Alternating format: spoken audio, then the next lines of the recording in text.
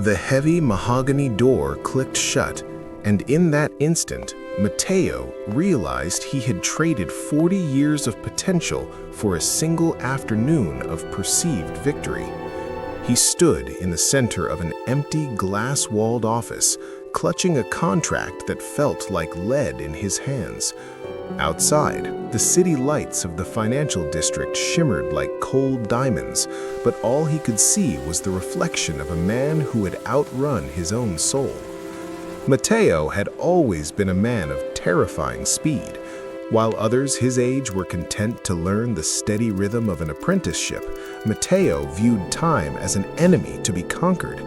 He didn't want to grow a career, he wanted to summon one out of thin air.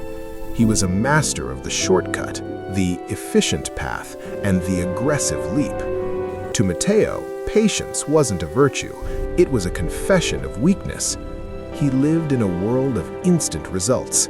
If a project took 6 months, he found a way to force it into 2. If a relationship required years of trust, he used charm to manufacture an imitation of it in weeks.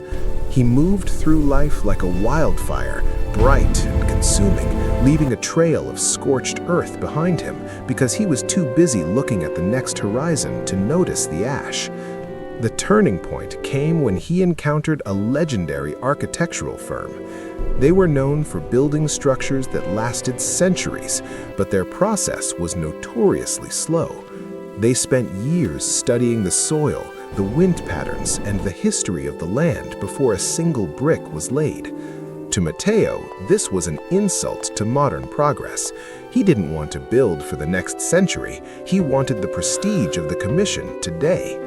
He spent months maneuvering, using every ounce of his intellect to bypass the firm's senior partners. He presented a plan that promised the same grandeur in half the time and at a fraction of the cost. He spoke the language of the future: optimization, disruption, and velocity.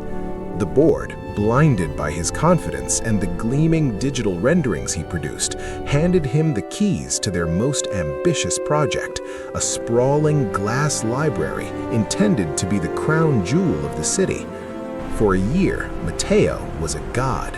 He bypassed the tedious safety checks that his predecessors insisted upon. He sourced materials that looked identical to the high-grade stone required, but arrived in weeks rather than months.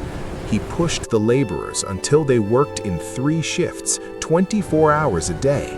He laughed at the old guard who warned him that the curing of concrete and the settling of foundations could not be hurried by a board member's signature. The library rose from the ground like a miracle. It was sleek, sharp, and modern. On the day of the soft opening, Mateo stood at the podium, basking in the applause of the city's elite. He had done the impossible.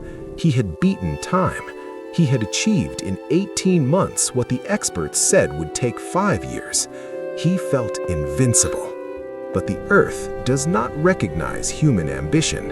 It only recognizes the laws of physics.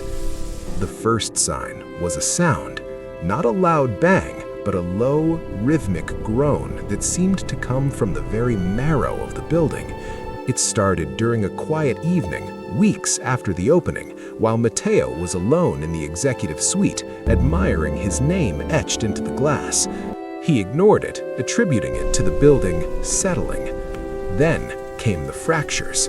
They weren't in the walls at first. They were in the foundation, deep underground where he had rushed the drainage system. The soil, not properly prepared for the weight of the rushed steel, began to shift. The water, diverted too quickly during construction, found new paths, eroding the very ground Mateo stood upon. One morning, a hairline crack appeared in the center of the great hall's marble floor. By noon, it had reached the wall. By evening, the glass panels, the ones Mateo had sourced from a cheaper, faster supplier, began to spiderweb under the uneven pressure of the shifting frame. The evacuation was silent and terrifying. There was no fire, no explosion, just the slow, agonizing realization that the entire structure was a lie. Experts were called in, the same men Mateo had mocked. Their verdict was a death sentence. The building was structurally unsound. The shortcuts taken in the first 3 months had compromised every inch of the work done in the final 12. The demolition was ordered a week later. Now, Mateo stood in that rented office across the street, watching the wrecking balls swing. Each impact felt like a strike against his own ribs. He watched as the glass shattered and the steel groaned, collapsing into a heap of expensive dust. He realized then that he hadn't saved 3 years, he had wasted them. If he had followed the slow path, he would have a legacy. Because he chose the fast path, he had a pile of rubble and a reputation that was permanently buried beneath it. He looked at his hands. They were steady, but they were empty. He climbed the mountain so fast that he never stopped to check if the path was solid. He reached the summit only to find there was no ground left to stand on. The sun began to rise over the ruins of his ambition. For the first time in his life, Mateo didn't check his watch.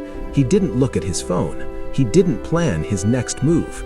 He simply sat in the silence of his failure, finally understanding that the seasons cannot be forced, and a harvest gathered too early is always bitter.